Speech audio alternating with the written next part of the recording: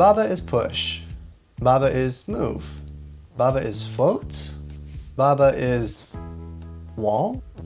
Baba is an interloper, rearranging the laws of nature without a second thought to the consequences in order to suit his needs, willing to unravel himself and the world around him in an instant for one thing and one thing only: win.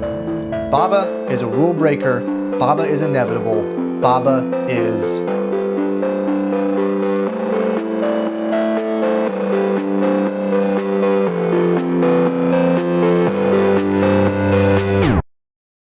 Baba Is You is a 2019 puzzle game developed by Arvi Teikari and probably doesn't appear that serious on first glance. You control, for the most part, Baba, a rabbit, perhaps, through a sparse terrain of walls and rocks and golden flags, moving obstacles along the way to reach that glittering goalpost.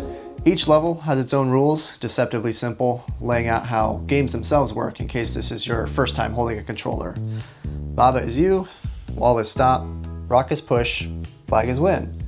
With language as simple as the instructions that they constitute, the words are written right in front of you. No need for a manual on this outing. You move Baba, you push a rock, you reach a flag, you win. You move Baba, you push a rock, you reach a flag, you win. You move Baba, you push a... word? Oh. These rules for babies, as they were, exist on Baba's plane. They are only rules insofar as they are laid out in proper syntax.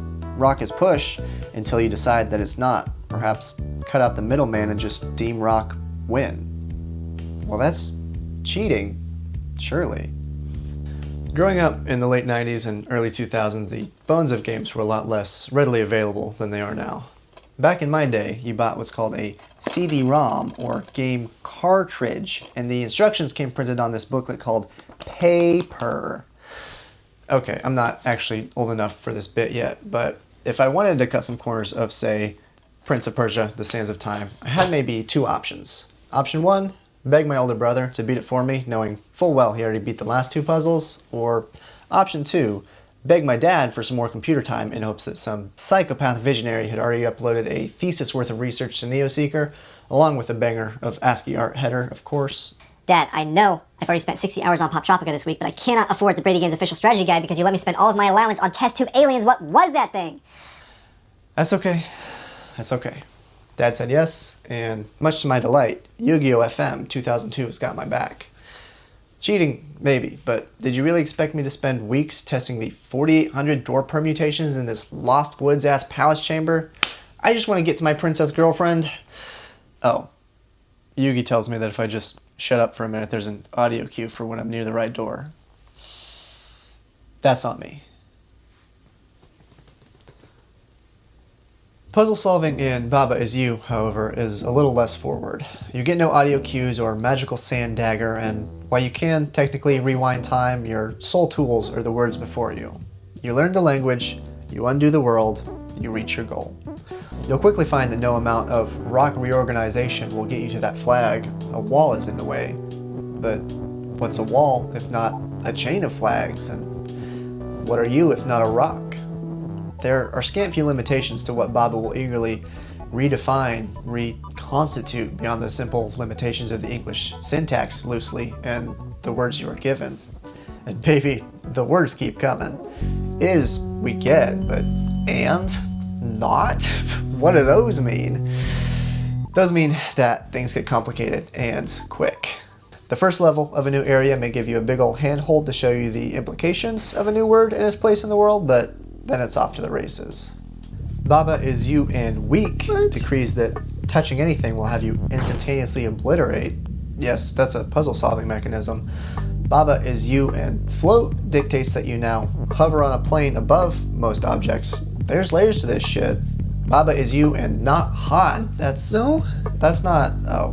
just means that you won't melt objects that you touch, assuming that they had the melt property in the first place. See, these modifiers apply not just to you, but any object, any tile in the game, provided you arrange them into existence, and you'll soon find yourself naming and renaming the matter around you, defining a structure just to move it forward into something else, 30,000 permutations upon the world, only 5 of them making any sense in the context of what you think you already know about the nature of things. Words losing all meaning as the very text itself becomes just another building block to push your plan into place.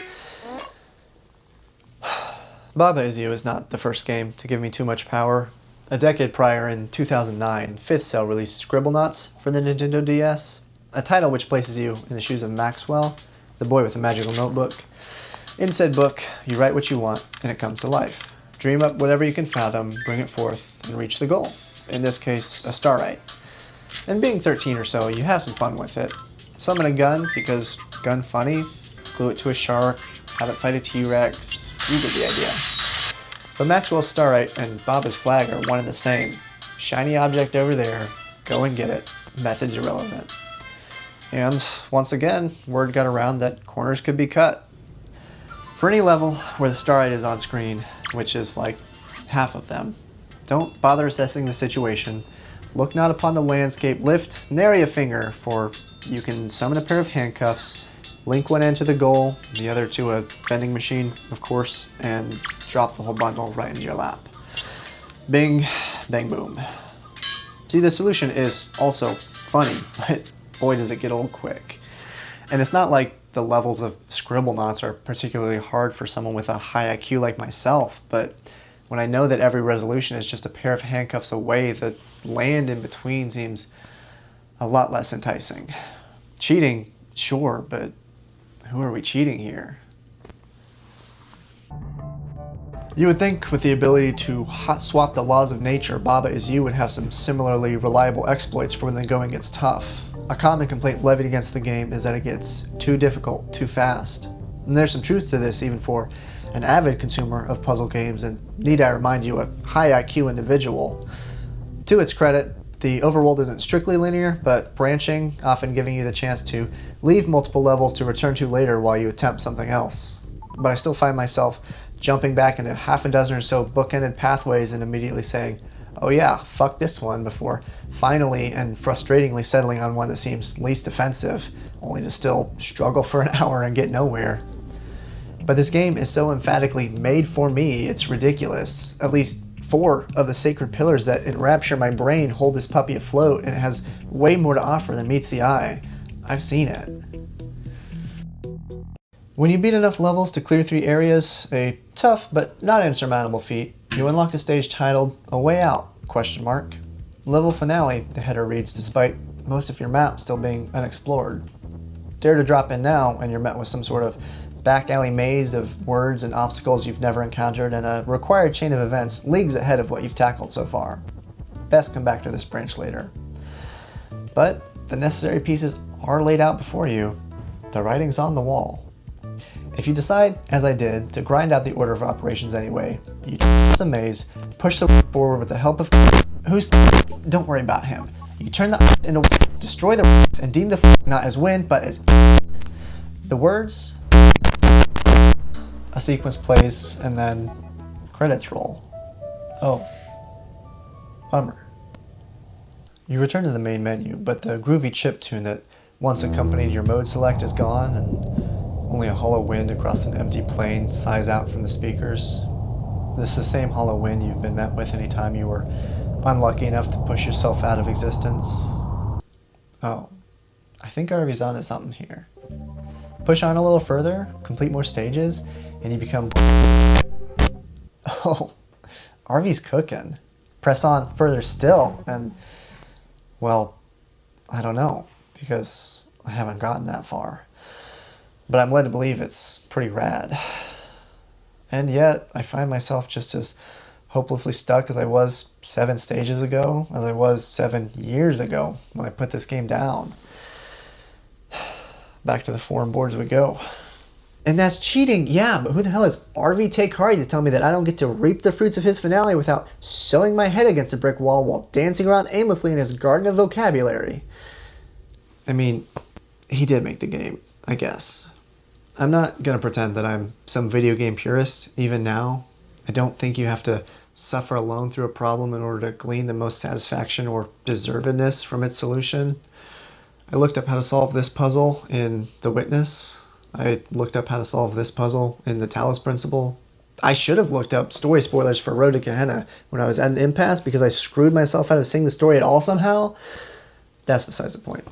But I played these games years ago, and the fact that I can still recall the exact point at which I gave in should tell you that it mattered to me.